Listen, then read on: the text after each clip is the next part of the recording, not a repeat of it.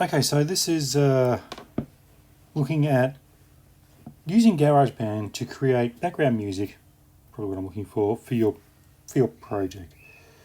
So if I create a new song, it starts with what do you want to use? You can use smart drums, acoustic drums, and I'm going to use the smart instruments, by the way.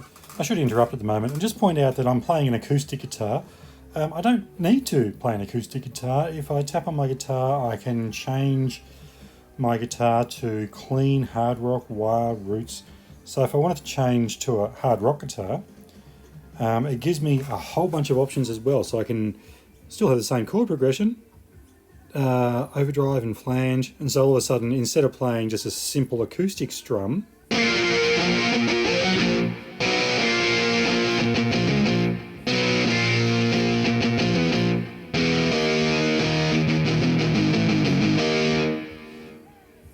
and the vintage drive and flanger will give you a chance to change the distortion and the sound. So if I don't want to play that, I can play a clean acoustic. Once again, I can turn on echo, turn on chorus. So it's a clean acoustic, same chords. Put the echo on. Then you hear it sounds a bit more echoey. Put the chorus on.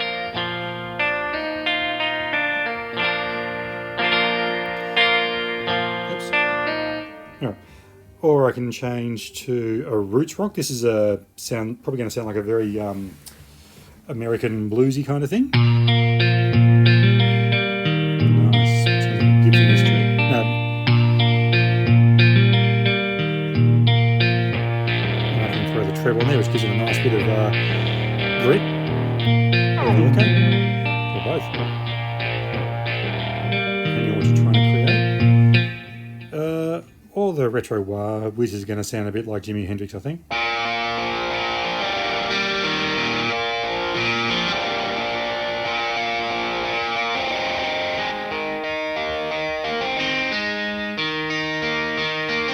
So again, many different guitars to play with.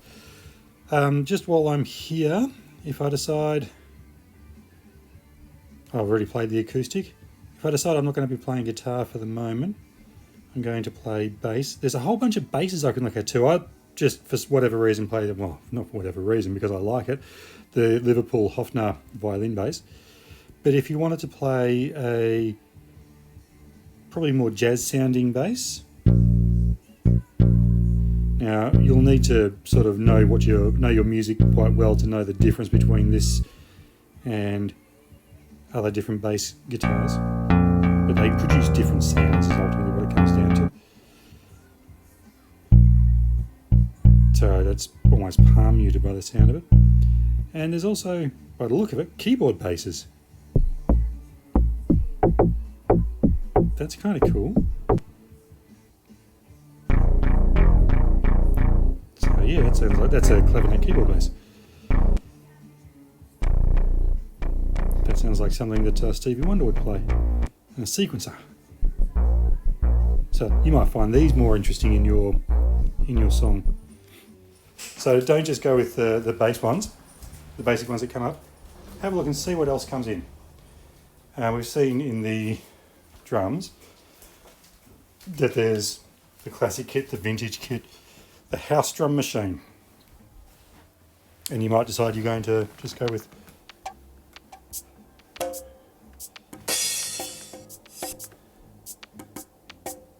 and stay off the kick drum and toms completely.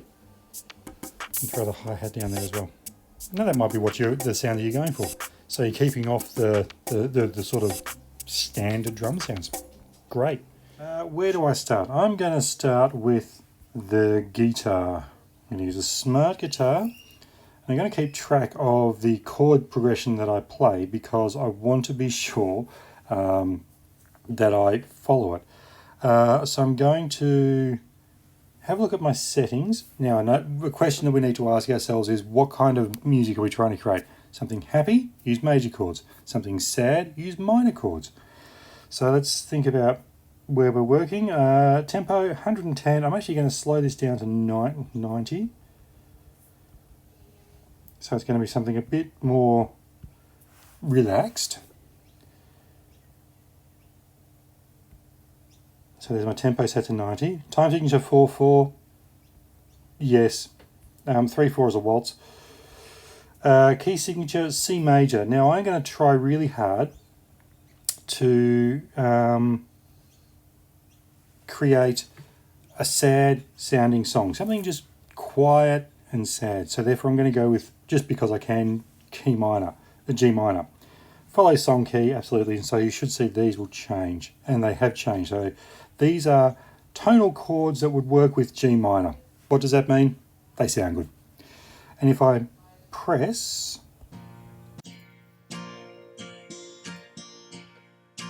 that's cool.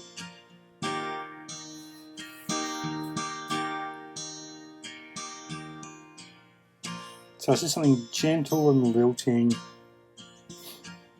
And you'll notice that I've got the autoplay on, and it's playing pattern 1. If I change to pattern 2.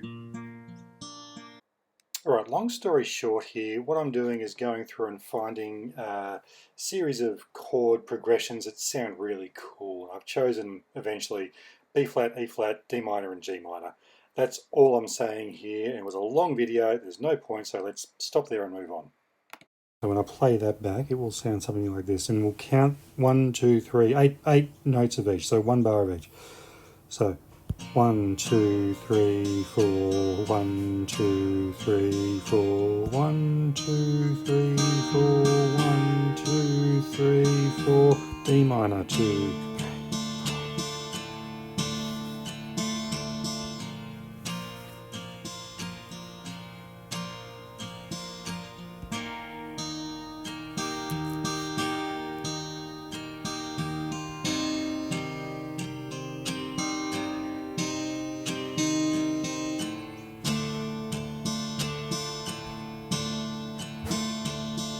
With background noises from the kitchen and all. That sounds alright. So now, I'm happy with that, so I'm going to record that and actually have that recording. And it doesn't matter what voiceover I do, because you won't hear my voiceover once the recording plays back. And the recording is really easy. Press record. 2, 3, 4, start. 2.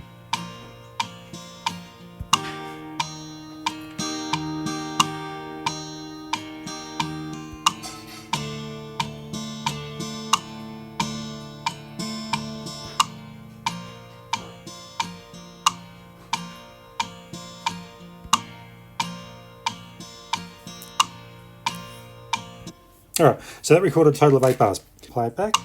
It's exactly what I recorded. Good. Fantastic, but what good is that?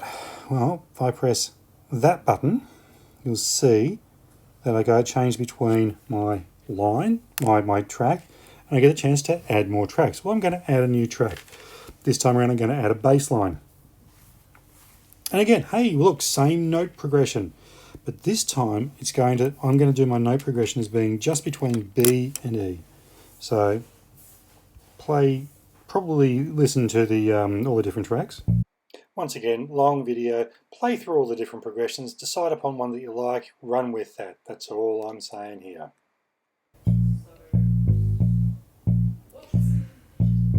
See how they play back with each other.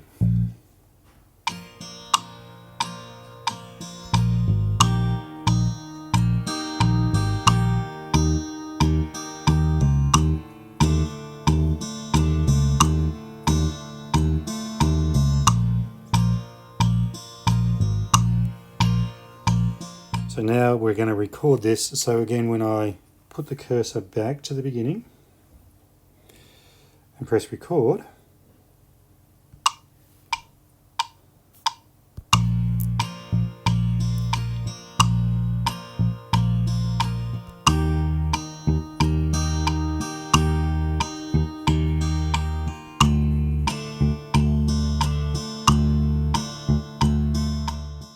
so when it finishes its playback of its 8 bars, it then immediately plays it back for you so you can hear how it sounds. If you don't like it, you can always change it, naturally. That's following the same chord progression across both cycles, which is good. That's nice. I don't mind that. It sounds rather okay. Again, just something quiet. This is not supposed to be foreground music. I'm not necessarily going to write a song like this. Now I'm going to add a a gentle keyboard track. Now this is where we get to have a lot of fun. Where's the keyboards? Going to go for the smart piano again because, again, I can't do this to save my life. Same as I've done before, just going through, finding a bunch of sounds that I like, whole heap of different instruments, finding something that I like and that will sound good in my song. Okay, I found something that I like. The mellow vibe piano with pattern 3, autoplay 3. And so I'll start to record, put the cursor back to the beginning.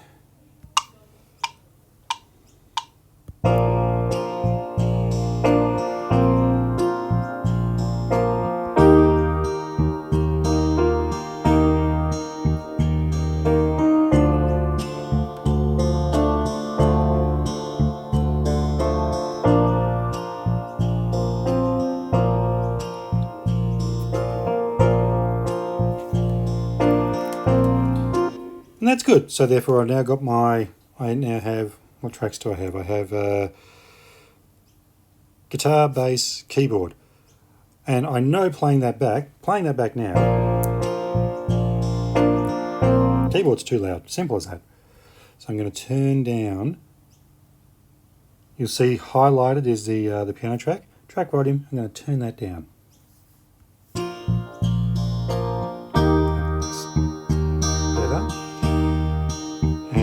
Put a bit of echo and a lot of reverb on it because it makes it sound a little fuller. That's just a personal thing. Okay. Come and concentrate a little bit on the bass. Again, exactly the same. A little bit of echo and reverb. The echo gives it a live, real room sounding. You'll notice that I'm turning everything down rather than turning everything up. I'd rather have a quieter sound that I can amplify later than a louder sound that I'm going to struggle with. And that's good. Alright, I suppose I've got to put a drum track on there. Well, I don't have to, but I'm going to. So let's go for an acoustic drum set. That is the wrong one. Now, because I have no rhythm, I'm not going to use that. I'm going to use a smart drum. And I'm going to change to a classic studio kit. Okay, now, just quickly before we start, I'm going to chuck some stuff on here. So I've got a kick drum. And you'll see that there is options for louder, quieter, simpler patterns, to more complex patterns. So that's as loud as complex as you're going to get. A whole bunch of ghost notes sitting in there and it's noisy.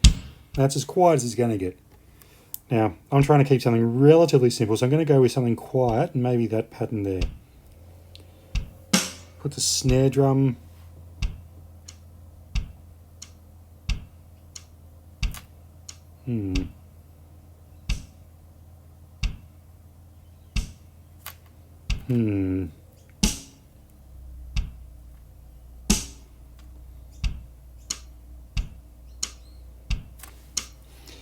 Okay, now throw some tom-toms on for the sake of the argument.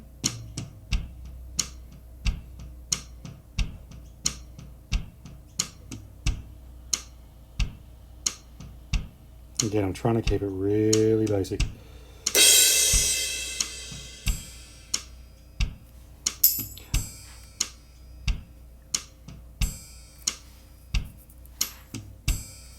Okay, and finally I'm going to put the hi-hat on top of that as well. And you see that I can rest things on top of each other. Okay, put the cursor back to the beginning, and again I'm going to start to record.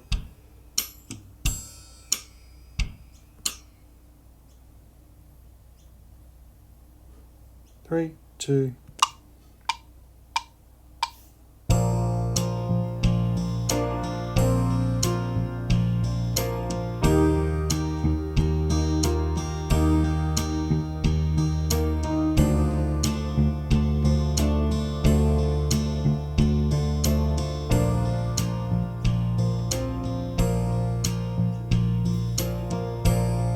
Excellent.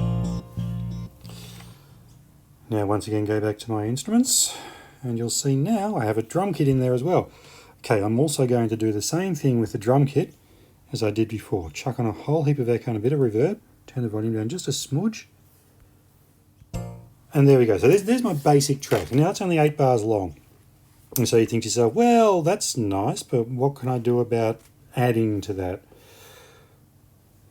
Well, I can duplicate a section, or I can add a section. I can add a new section. Section B, 8 bars long, except section B I'm now going to go and muck around with and say we're going to go more than, whee! This is not a user-friendly scrolly, but I'm going to try and make that 16. 16 bars long. So there's section B. So now when I come over here, I get to start all over again with a different pattern. Now think about for a second what this would mean. Here is section A. This would be the introduction to my song. Section B may well be the first verse. Then I can do a section C, which will be another 16, let's go 16 bars long, which will be a chorus. And so on and so on. The point is that I can make different sections, reproduce sections, so I can have a song that is quite complex, built relatively quickly. So now my song is kind of finished, and as I said I was going to do, I have my section 1, the acoustic section there, or that section there, and then section B, which is 16 bars of verse-ish, and a section C, which is a chorus. Section D is a duplicate of section B, literally double up. Section E is a double up of section C, so that's a introduction, verse, chorus, and that final bit sort of, let's call that an outro. So now I want to listen to the whole thing back, and as I'm listening back, I'm going to adjust volume settings for each of these. And they shouldn't get louder and softer because the likelihood is that they're going to be, they shouldn't get louder and softer as change between sections. They should be pretty much right the way they are. So let's just play it back and see how it goes. All right, to save listening back to a 3.5 minute song, we'll do it really, really fast. I'm playing back and just adjusting the audio here and there. And that will go and repeat. So there's my song completed, more or less. A few things to look at. Here's help. It's not terrible. It's short and sweet and to the point. If I want to add sections, I can duplicate section E there and we'll just tack it onto the end, or I can duplicate section D. I don't believe I can highlight 2 at once. So I can duplicate those if I need to. If I want to focus in on a section, I want to focus in on section E, double tap on it, and there it is. If I want to see the entire song, all sections, double tap on that, and that's the whole song. There's my volume settings. Again, I would turn things down before I turn things up and try and get a nice low to medium balance rather than a high balance, because when I export I can always amplify up if I need to. And when you're playing back your final song, play it back without the metronome. The metronome's on, it sounds terrible. So there's my song. Happy with that? So now how do I export? So what I've done here is press and hold, share, song, highest quality iTunes Plus, or if you want to go an uncompressed WAV, depending on what you're doing. For me, uncompressed WAV sounds alright. Share, it's going to ask me where do I want to share it to. So you can see, and I'm going to actually airdrop it to myself, but I'm going to have to airdrop it to my MacBook. Share, song, uncompressed. Yep, all that's fine. Now I'm sharing an uncompressed WAV because that is compatible with every other movie format and it's uncompressed, which kind of helps. So I'm going to share that via airdrop to my MacBook Pro. It's going to have a good hard think about it. And it downloaded to my downloads folder. So you can see it's been sent. Done. Done. I could also, if I really wanted to, and I probably should, rename. So I'm going to call this ITM sample song. I should have done that before I exported, shouldn't I? You never know, I might use it somewhere else as well. And if I upload that, if I upload that to my iCloud, because it should upload, I'll be able to view that on my other devices if I have them.